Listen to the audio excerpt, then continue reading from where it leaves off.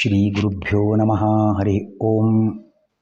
ಭಾಗವತ ಸಂಪ್ರಮೋದ ಪರೀಕ್ಷಾರ್ಥಿಗಳಿಗೆ ಹಾಗೂ ಶ್ರೋತೃಗಳಿಗೆ ಸುಸ್ವಾಗತ. ಎರಡನೇ ಎಪಿಸೋಡ್ನಲ್ಲಿ ಸುಮಾರು 50 ಪ್ರಶ್ನೆಗಳವರೆಗೆ ಚಿಂತನೆ ಸಾಗಿತ್ತು. ಇದೀಗ ಮೂರನೇ ಎಪಿಸೋಡ್ನಲ್ಲಿ 51ನೇ ಪ್ರಶ್ನೆಯಿಂದ ಪಾಠ ಮುಂದುವರಿಸೋಣ. ಜರಾಸಂಧನು ಸಹಾಯಕ್ಕಾಗಿ ಯಾರ ಬಳಿ ಬಂದನು? ಎರಡನೇ ಬಾರಿಯೂ ಸಹಿತ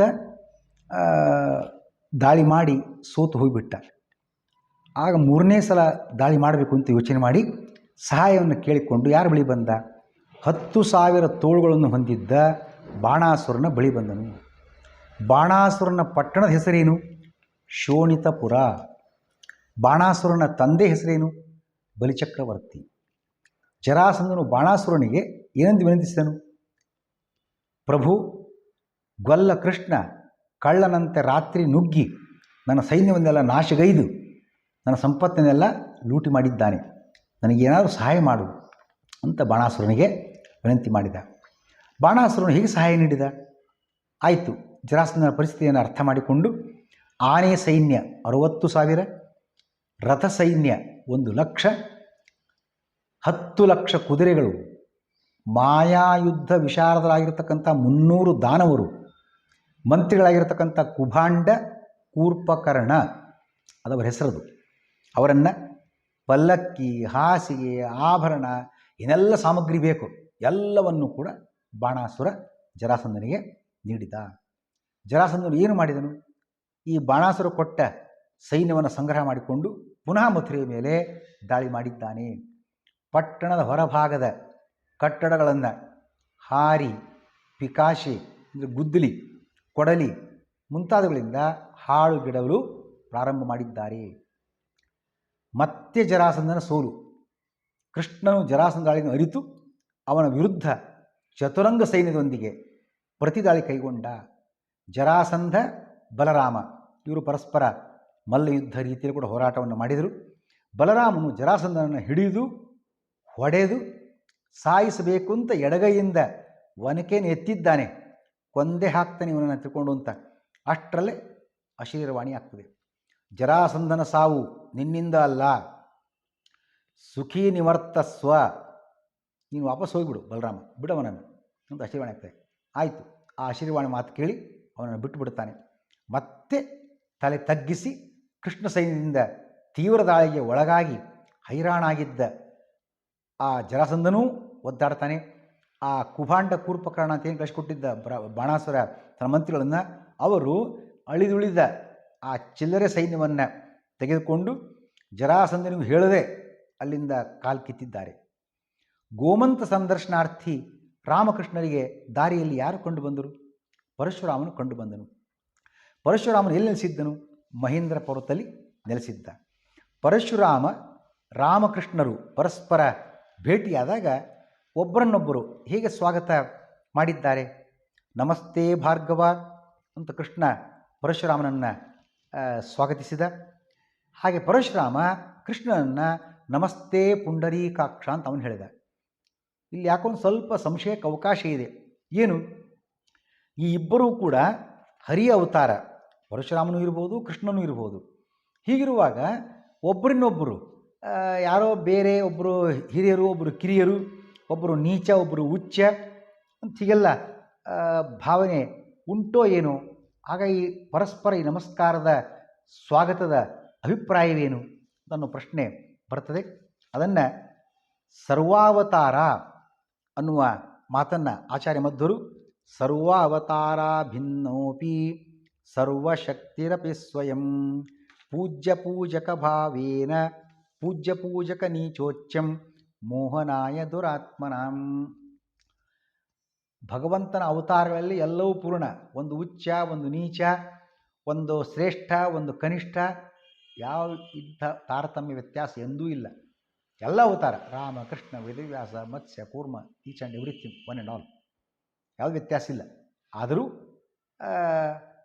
ಅವನು ಎಲ್ಲೋ ಒಂದು ಕಡೆಗೆ ಈಗ ಪರಶುರಾಮ ಪೂಜ್ಯ, ಇವನು ಪೂಜಕ ಕೃಷ್ಣ ಅನ್ನುವ ರೀತಿಯಲ್ಲಿ ತೋರಿಕೊಂಡಂತೆ ಎಲ್ಲಿ ಪುರಾಣಗಳು ವರ್ಣನೆ ಮಾಡ್ತಿದ್ದರೆ ಅದು ಅಸುರ ಮೋಹನಕ್ಕೆ ಅಂತ ತಿಳಿದುಕೊಳ್ಳಬೇಕಾಗಿದೆ. ಪರಶುರಾಮನು ಕೃಷ್ಣನಿಗೆ ಏನು ಸಲಹೆ ನೀಡಿದನು?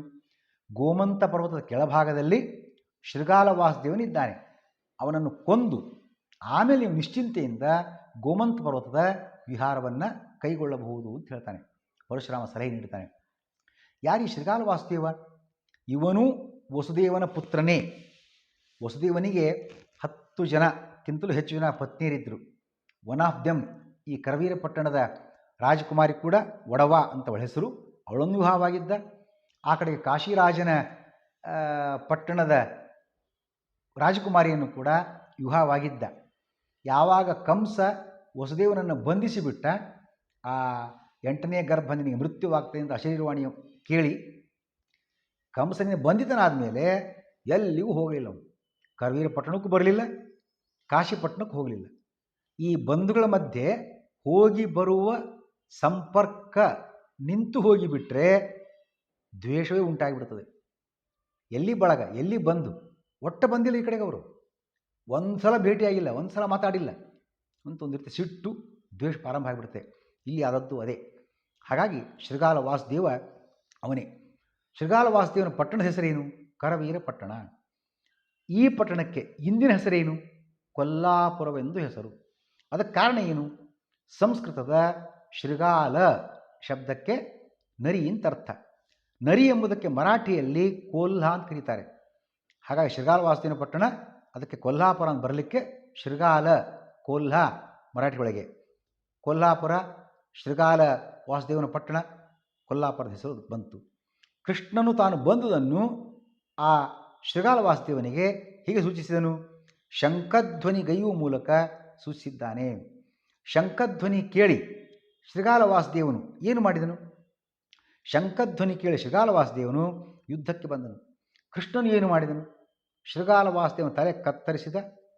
ಆ ಪಟ್ಟಣ ಸಂಪತ್ತನ್ನೆಲ್ಲ ದ್ವಾರಕೆಗೆ ಕಳಿಸಿಕೊಟ್ಟಿದ್ದಾನೆ.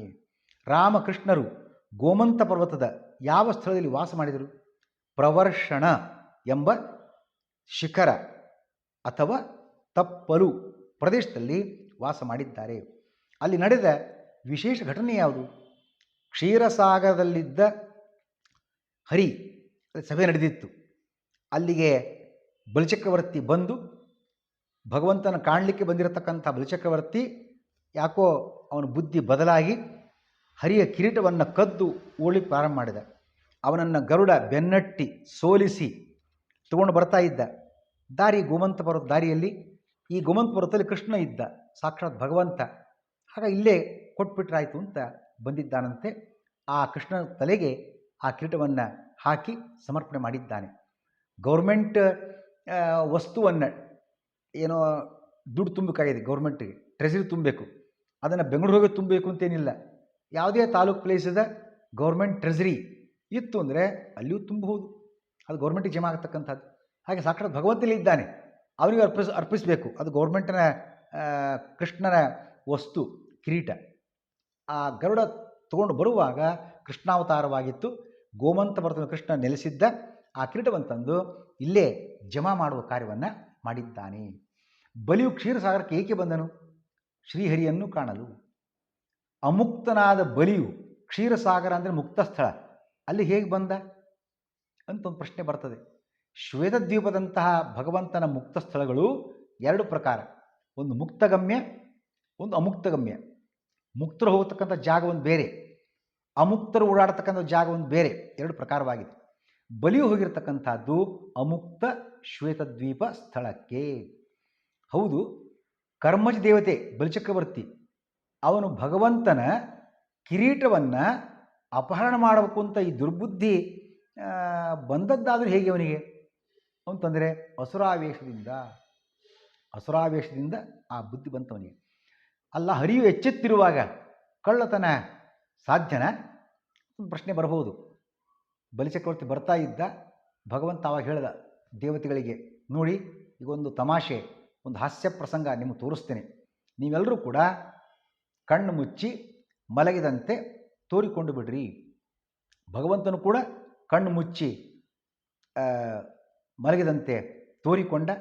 ದೇವತೆಗಳಿಗೂ ಕೂಡ ಹೇಳಿದ, ಕಣ್ಣು ಮುಚ್ಚಿ ಮಲಗಿದಂತೆ ತೋರ್ಕೊಂಡು ಬಿಡ್ರಿ ಅಂತ. ಬಲಿಚಕ್ರವರ್ತಿ ಬಂದ. ನೋಡ್ತಾನೆ ಎಲ್ಲರೂ ಮಲಗಿಬಿಟ್ಟಿದ್ದಾರೆ. ಈ ಕಡೆ ಭಗವಂತನು ಮಲಗಿದ್ದಾನೆ, ದೇವತೆಗಳು ಮಲಗಿದ್ದಾರೆ. ಇದೇನಿದು ಭಾಗವತ ಸಪ್ತಾಹ ಯಾರಿಗೆ ಗೊತ್ತು? ಎಲ್ಲರೂ ಮಲ್ಕೊಂಡ್ಬಿಟ್ಟಿದ್ದಾರೆ ಅಂತ ಒಂದು ಸಲ ಯೋಚನೆ ಮಾಡ್ತಾರೆ. ಮಲ್ಕೊಂಡಾಗ ಮಹಾಭಾರತ ವಿದುರ ಹೇಳ್ತಾನೆ, ರಾತ್ರಿ ಮಲಗಿರುವಾಗ ನೈಕೋ ಜಾಗ್ರಯಾತ್ ಸರ್ವೇಷು ಸುಪ್ತೇಷು, ಒಬ್ಬನೇ ಮಲಗಿರುವಾಗ, ಎಲ್ಲರೂ ಮಲಗಿರುವಾಗ ರಾತ್ರಿ ವೇಳೆಯಲ್ಲಿ ಒಬ್ಬನೇ ಎಚ್ಚೆತ್ತಿರಬಾರದು, ಬುದ್ಧಿ ಕೆಡ್ತದೆ. ಜೊತೆಗೆ ಚಿಕ್ಕವರಿರಲಿ ಬೇಕಾದ್ರೆ ದೊಡ್ಡವರಿರಲಿ, ಯಾರಾದ್ರೂ ಒಬ್ಬರನ್ನಾದರೂ ಜೊತೆಗೆ ಇಟ್ಕೋಬೇಕು. ಎಲ್ಲರೂ ಮಲಗಿರುವಾಗ ಒಬ್ಬನೇ ಇದ್ದರೆ ರಾತ್ರಿ ಎಚ್ಚೆಚ್ಚಿದ್ರೆ ಅವನು ಬುದ್ಧಿನೇ ಕೆಡ್ತದೆ, ಏನೋ ಕೆಟ್ಟ ಯೋಚನೆ ಬರಲಿ ಪ್ರಾರಂಭ ಆಗಿಬಿಡ್ತದೆ. ಆ ರೀತಿ ಮಾಡತಕ್ಕದ್ದಲ್ಲ. ಆ ರೀತಿ ಆಯ್ತಿಲ್ಲ. ಈಗ ಯಾರಿಗೆ? ಬಲಿಚಕ್ರವರ್ತಿಗೆ ಬಂದ ಭಗವಂತನ ಭೇಟಿ ಆಗಬೇಕು ಅಂತ ಬಂದವನು ಎಲ್ಲರೂ ಮಲಗಿದ್ದನ್ನು ಕಂಡು ಹಾಗೆ ಕಿರೀಟವನ್ನು ಎಬ್ಬಿಸ್ಕೊಂಡು ಹೋದ ಸರಿ, ಕತ್ಕೊಂಡು ಹೋದ ಸರಿ ಅಂತ ಯೋಚನೆ ಮಾಡಿ ಕಿರೀಟಕ್ಕೆ ಕೈ ಹಾಕಿದ್ದಾನೆ. ಕಿರೀಟವನ್ನು ಕಳ್ಳತನ ಮಾಡಿಕೊಂಡು ಓಡುವ ಕಾರ್ಯವನ್ನು ಮಾಡಿದ್ದಾನೆ. ದೇವತೆಗಳು ಎಚ್ಚೆತ್ತಿದ್ದಾಗ ಕಳ್ಳತನ ಹೇಗೆ ಅನ್ನೋ ಪ್ರಶ್ನೆ ಉತ್ತರ ನೋಡಿದ್ದಾಯಿತು. ಹರಿಯು ದೇವತೆಗಳಿಗೂ ನಿದ್ರಿಸುವ ನಟನೆ ಮಾಡುವಂತೆ ತಿಳಿಸಿದ್ದರಿಂದ ಅವರೂ ಕೂಡ ನಿದ್ರಿಸುವ ನಟನೆಯಲ್ಲಿದ್ದರು. ಬಲಿಚಕ್ರವರ್ತಿ ಕಿರೀಟವನ್ನು ಕದ್ಕೊಂಡ ಓಡಿ ಹೋಗ್ತಾ ಇದ್ದ. ಎಲ್ಲರೂ ಕಣ್ಣು ತೆರೆದರು, ಗೊಳ್ಳಕ್ಕೆ ನಕ್ಕಿಬಿಟ್ರು. ಆ ಬಲಿಚಕ್ರವರ್ತಿಗೆ ಹಿಂದೆ ಹೋಗುವಾಗಿಲ್ಲ, ಮುಂದೆ ಹೋಗುವಾಗಿಲ್ಲ, ಒಂದು ರೀತಿ ಅವಮಾನ ತಿರಸ್ಕಾರ ಆಯಿತು. ಆದರೂ ಓಡಿ ಪಾರ ಮಾಡಿದ ಕಿರೀಟ ತಗೊಂಡು. ಆಗ ಕೃಷ್ಣ ಹೇಳಿದ ಗರುಡನ, ಏ ಗರುಡ, ಏನು ನೋಡ್ತೀವಿ, ಬೆನ್ನಟ್ಟು ಎಳ್ಕೊಂಬ ಅವನು, ಆ ಕಿರೀಟ ತೊಗೊಂಡು ಬಾ ಅಂಥೇಳಿ ಆ ಪುರಪಾಲಕನಾಗಿರ್ತಕ್ಕಂಥ ಗರುಡ ಬಲಿಯ ಬೆನ್ನಟ್ಟಿ ಕಿರೀಟವನ್ನು ಮರಳಿ ತಂದಿದ್ದಾನೆ. ಕಿರೀಟವನ್ನು ಕೃಷ್ಣನಿಗೊಪ್ಪಿಸಲು ಕಾರಣವೇನು? ಆಗ ಹೇಳಿದಾಗೇ ತೊಗೊಂಡು ಬರ್ತಾ ಇದ್ದ, ಬಲಿಚಕ್ರವರ್ತಿಯನ್ನು ಸೋಲಿಸಿ ಆ ಕಿರೀಟವನ್ನು ವಾಪಸ್ ತೊಗೊಂಡ್ಬರ್ತಾ ಇದ್ದ. ಕೃಷ್ಣಾವತಾರ ಆಗಿತ್ತು. ಕೃಷ್ಣ ಅವತಾರ ಮಾಡಿ ಗೋಮಂತಪುರ ನೆಲೆಸಿದ್ದ. ಕಿರೀಟ ಕೃಷ್ಣನದ್ದು, ಅಂದರೆ ಭಗವಂತನದ್ದು, ಅವನಿಗೆ ಒಪ್ಪಿಸ್ಬೇಕು. ಅದನ್ನು ವೈಕುಂಠದಲ್ಲಿ ಕೊಟ್ಟರೇನು, ಕೃಷ್ಣನಿಗೆ ಸಾಕ್ಷಾತ್ ಇರತಕ್ಕಂಥ ಈ ಗೋಮಂತಪುರದಲ್ಲಿ ಕೊಟ್ಟರೇನು, ಎರಡೂ ಒಂದೇ. ಆಗಲೇ ಹೇಳಿದಂತಾನೆ ಗೌರ್ಮೆಂಟ್ ಟ್ರೆಜರಿಗೆ ತುಂಬಬೇಕಾದ ಹಣವನ್ನು ಬೆಂಗಳೂರಿಗೆ ಹೋಗಿ ತುಂಬಬೇಕು ಟ್ರೆಜರಿಗೆ ಅಂತ ಅರ್ಥ ಏನಿಲ್ಲ, ಅವಶ್ಯಕತೆ ಇಲ್ಲ. ಯಾವುದೇ ತಾಲೂಕಿನ ಟ್ರೆಜರಿ ಆಫೀಸಿಗೆ ಹೋಗಿ ಅಲ್ಲಿ ಜಮಾ ಮಾಡಿದ್ರೂ ಅದು ಗೌರ್ಮೆಂಟಿಗೆ ಜಮಾ ಆಗಿರೋದಾಗ. ಹಾಗೆ ವಿಚಾರ ಮಾಡಿದ ವೈಕುಂಠಕ್ಕೂ ಜಮಾ ಮಾಡೋ ಅವಶ್ಯಕತೆ ಇಲ್ಲ, ಇಲ್ಲೇ ಇದ್ದಾನೆ ಭಗವಂತ ಅಂತೇಳಿ ಅಲ್ಲಿಗೆ ಬಂದು ಆ ಕಿರೀಟವನ್ನು ಕೊಟ್ಟಿದ್ದಾನೆ ಅನ್ನೋ ಮಾತನ್ನು ನೋಡ್ತಕ್ಕಂಥದ್ದು. ಶ್ರೀಕೃಷ್ಣ.